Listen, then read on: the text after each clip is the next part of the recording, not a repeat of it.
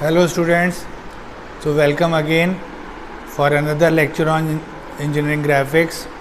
I am Professor Dilip Jigyasi from SIRT, the SAGE group. Today I am further moving on this topic, that is projection of solids, and today I am taking a problem of a pentagonal prism and a pentagonal prism with axis inclined to VP and parallel to the HP case. So the problem will be like this. I have this pentagonal prism. So there will be a pentagonal prism and it will be kept on one of its rectangular face on the HP with axis inclined to VP by 45 degree. So the problem will be like this. A pentagonal prism will be given to me. Its dimensions are given. So there will be a pentagonal prism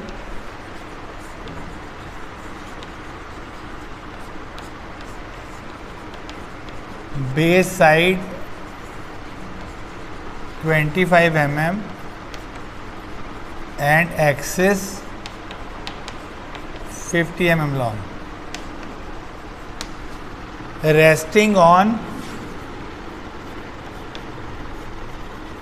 one of a rectangular face on HP, axis inclined 45 degree to the VP. So if you look at the problem, they are saying that it is resting on its rectangular face on HP. As we know that in the case of prism, the rectangular faces are parallel to the axis. So if I keep the rectangular face on HP, it means the axis will be parallel to HP, and later on they are saying the axis will be making an angle 45 degree with the VP. So this is a case when the axis will be inclined to VP and parallel to HP. So this is a two-step problem. As earlier we discussed that if there will be a two-step problem, if the axis of the solid will be inclined to any of the reference plane in the position, so what we will do in the initial position, we will suppose the axis to be perpendicular to that plane to which we want to make it inclined. So as in this case, the axis will be inclined to VP by some angle. So my first step will be keep the axis perpendicular to the VP. So if the axis will be perpendicular to VP, it means I am going to draw the front view, that will be a pentagon. Then also they are saying one of the rectangular face on HP. So better option will be I will keep the rectangular face on the HP with axis perpendicular to the VP like this. So this is the initial position of the solid when the axis will be perpendicular to VP and this rectangular face will be kept on the HP. So we should start with front view, the pentagon. One side of the pentagon will be on the XY line, and with the help of that I can draw the top view, that will be a rectangle.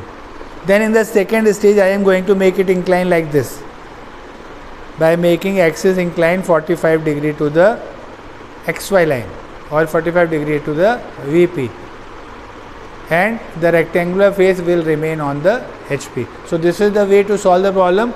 So let's start. I will start with the front view. So in the front view I will draw a pentagon with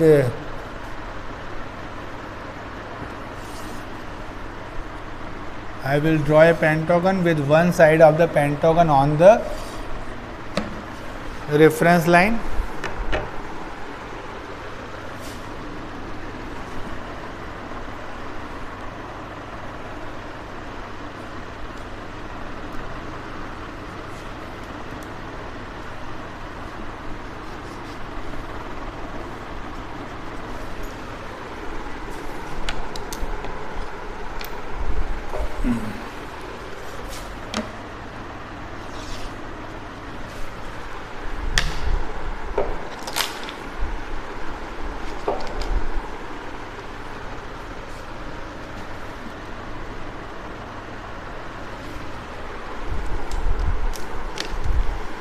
So I will draw a pentagon with one side on the reference line and complete the figure.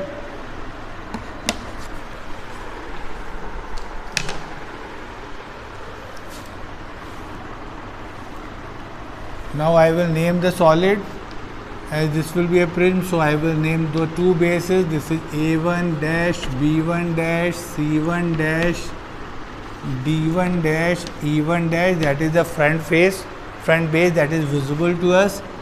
Then A2 dash, B2 dash, C2 dash, D2 dash and E2 dash. So this is the first figure.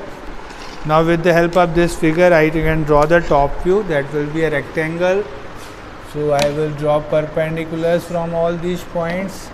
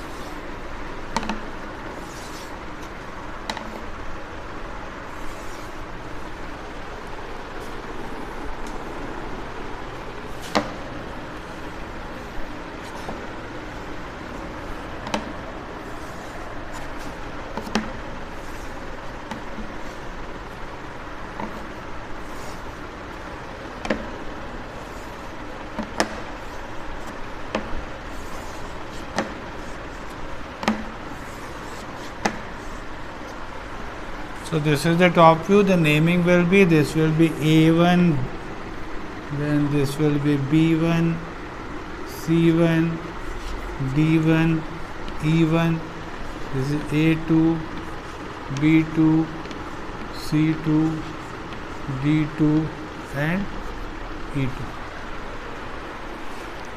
So this way we will draw the first figure, first position of the solid, axis perpendicular to the VP. Now I will dimension this figure. This length will be 25 mm. The length axis will be 50 mm. So right now the axis will be perpendicular to VP. In the second stage what we are going to do, I am going to make the axis inclined to VP by some angle 45 degree. So as you know that when the axis will be inclined to VP, the top position of the top view is going to change, and so we will make it inclined to 45 degree, and that I will go further and draw this figure.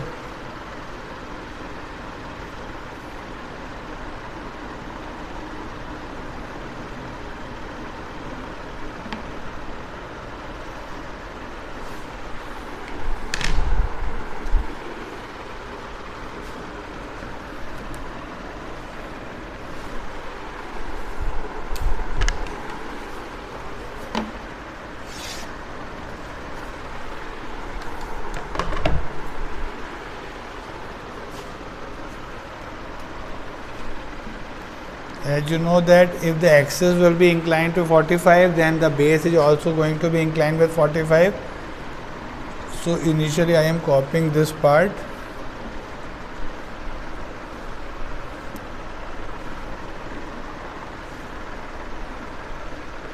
So I have copied this in the same way. I can draw on the other side also. The other part.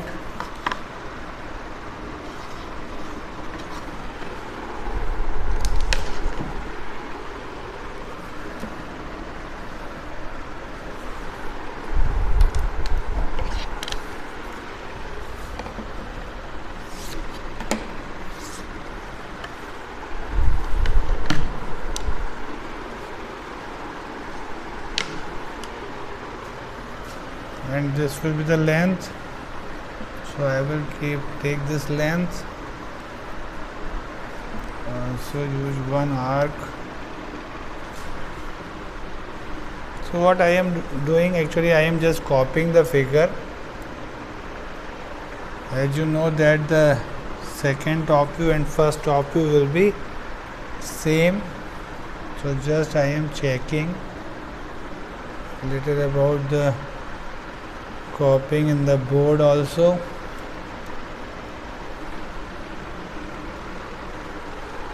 So that is almost done.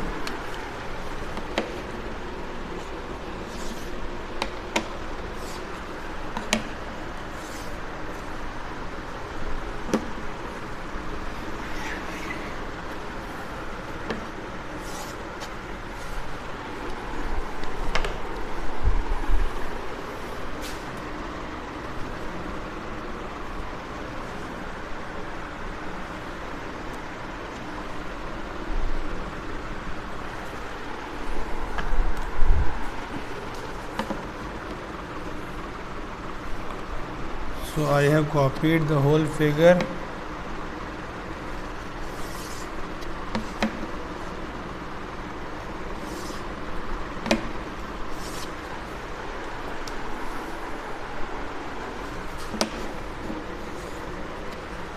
And I hope I have copied it well. Now I will name all those points in the same manner. So this will be A1, B1, C1, D1. D1, E1 are not visible, so I am writing those inside. Then this is A2, B2, C2, D2 and E2, and this angle, this will be 45 degree. So now look at the figure. Now the axis of the prism will be inclined 45 degree to the VP. Now with the help of this figure we are going to draw its front view. So for drawing the front view, as you know that the distance from the HP are not going to change. So initially I will draw locus line from the initial front view, and then later on we will draw projectors from top view. So firstly draw the locus line from all these 5 points, and there will be only 3 locuses are there. So locus will be like this. I will mark these locus lines. Height will remain same, so even I can check by checking the length of the line. Then this point, so and the third will be on the reference line. So points will be on the reference line, so there is no issue. Just go parallel. You can get the figure. Now from the top view you can move upside up to these lines. So from go upside from C1, then D1, then B1, then E1, then finally A1. Then the second base, so C2, then D2, then B2 will go upside, then E2, then A2. So what I have done, I have drawn perpendiculars from all those points from the top view and gone up to the locus line of those points. Now I will name these points. So this point will be A2 dash, this will be E2 dash, this will be D2 dash, this is C2 dash, and this is B2 dash. Same way, this is A1 dash, B1 dash, C1 dash, D1 dash, and finally E1 dash. So now look at these points. We have already got all the 10 points. Now as you know, in the case of prism, suppose in the starting position, if I kept this prism like this, as you know that the front base will be visible to me. Same way, if I rotate it like this by 45 degree to VP and face on the HP, still this base will be visible to me. So for joining the final figure, what we will do, initially we will join that base which is visible, and the concept will be the base which is away from the reference line, that is visible. So again in this case, A1, B1, C1, D1, E1, F1 will be visible to me. So initially I am going to join these 5 points, A1, B1 dash, C1 dash, D1 dash and E1 dash. So initially join the visible base. After joining the visible base, as we know that if I am going to draw the projection of any object, then the outer part of that solid must be joined by solid lines. So solid lines means now I will join from B1 dash to B2 dash, then B2 dash to A2 dash, then A2 dash to E2 dash, and finally E2 dash to. In doing joining the outer part of the solid, almost maximum lines will be joined, but few lines of the other base are still not joined, and those lines will be like this: B2 dash, C2 dash and C2 dash, D2 dash. So these two lines are still there, which are not hidden by any solid line or not directly seen from the figure, not the outer part of the solid. So those two lines must be dotted lines. So I will join these two lines with the help of dotted lines. Those are known as hidden lines. So B2 dash, C2 dash and C2 dash and D2 dash. So now look at the figure. Now the remaining lines will be one line, that will be A2 dash and A1 dash. This A2 dash and A1 dash will be crossing through this dotted line, so that must be a solid line, because if one base is going to be hide, then certainly there will be one line which is going to hide that base. So this line will be a solid line. So if I join this like this, now look at the figure. Now it feels that that base will be hidden behind. One more line is still there, that will be this line that is joining C2 dash with C1 dash. This line is passing through the visible base.